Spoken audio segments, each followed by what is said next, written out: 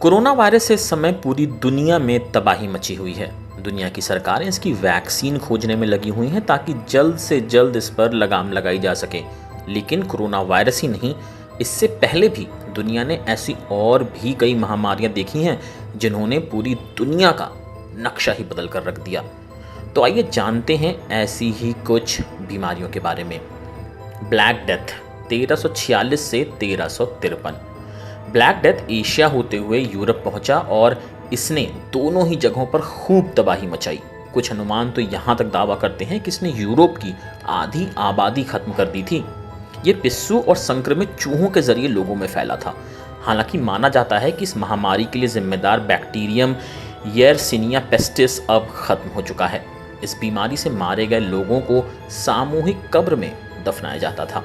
लेकिन जब यह महामारी खत्म हुई तो इसने यूरोप का इतिहास ही बदल कर रख दिया।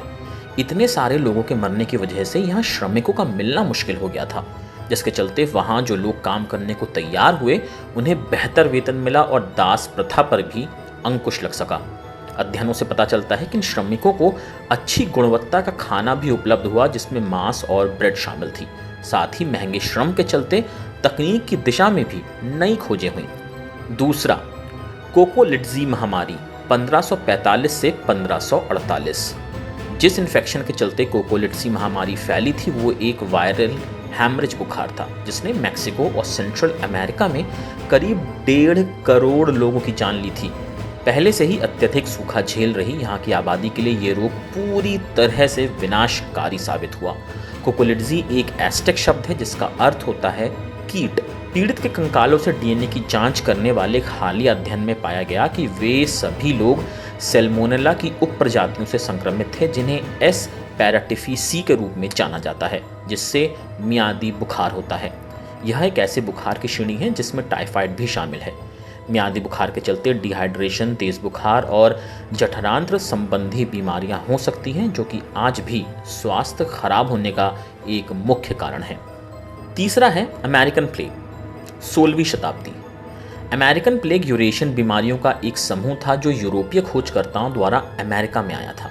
चेचक सहित इन बीमारियों के चलते इंका और एस्टेक जैसी सभ्यताओं का तो पतन हो गया। कुछ अनुमान बताते हैं कि अमेरिकन प्लेग ने पश्चिमी गोलार्ध में 90% स्वदेशी आबादी को खत्म कर दिया था। स्पेन की सेनाओं ने 1519 में एस्टेक और 1532 में इंकास पर कब्जा कर लिया था। जब ये सेनाएं इन दोनों साम्राज्यों पर हमला करने पहुंची तो वहां की सेनाएं पहले ही इन बीमारियों के चपेट में आ चुकी थीं और स्पेनिश सेनाओं का मुकाबला करने में असमर्थ थीं।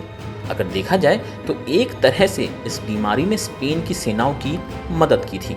इसके बाद आता है ग्रेट प्लेग ऑफ लंदन 1665 से 1666। इस प्लेग की वजह से बड़ी संख्या में लोगों ने किंग्स चार्ल्स द्वितीय के नेतृत्व में लंदन से पलायन किया था। प्लेग अप्रैल 1665 में शुरू हुआ और गर्मी के महीनों में तेजी से फैल गया।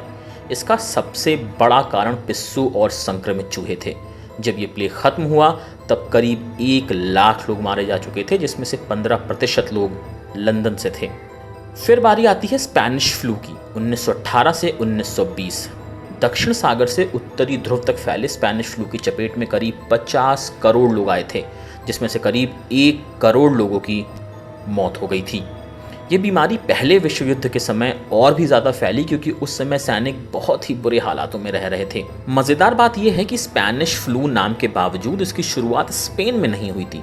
जी हाँ, विश्व युद्ध के दौरान स्पेन एक तटस्थ राष्ट्र था और इसने अपने यहाँ मीडिया पर सख्त सेंसरशिप लागू नहीं की थी।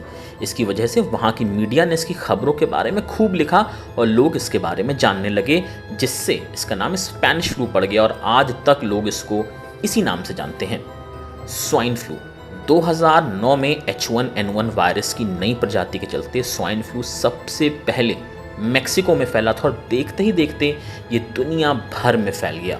इससे करीब 140 करोड़ लोग संक्रमित हुए और लगभग 1,51,000 से 5,75,000 लोगों की मौत हो गई थी। स्वाइन फ्लू ने सबसे ज़्यादा बच्चों और युवाओं को अपना शिकार बनाया और मरने वालों की संख्या में करीब 85% युवा शामिल थे। ये चौंकाने वाली बात थी, क्योंकि फ्लू के अधिकतर वायरस बुजुर्गों को अपनी चपेट में ज़्यादा लेते हैं, लेकिन स्वाइन फ्लू के मामले में उम्रदराज लोगों ने पहले ही इस वायरस के प्रति अपनी इम्यूनिटी बना ली थी। स्वाइन फ्लू का टीका इजाद होने के बाद से वार्षिक में इसे शामिल कर लिया गया है। तो आप इनमें से कितनी महामारियों के बारे में पहले से जानते थे? अगर आपको ये वीडियो पसंद आया तो लाइक करें और हमारे चैनल को सब्सक्राइब करें। साथ ही अपने दोस्तों के साथ इसे शेयर करना ना भूलें।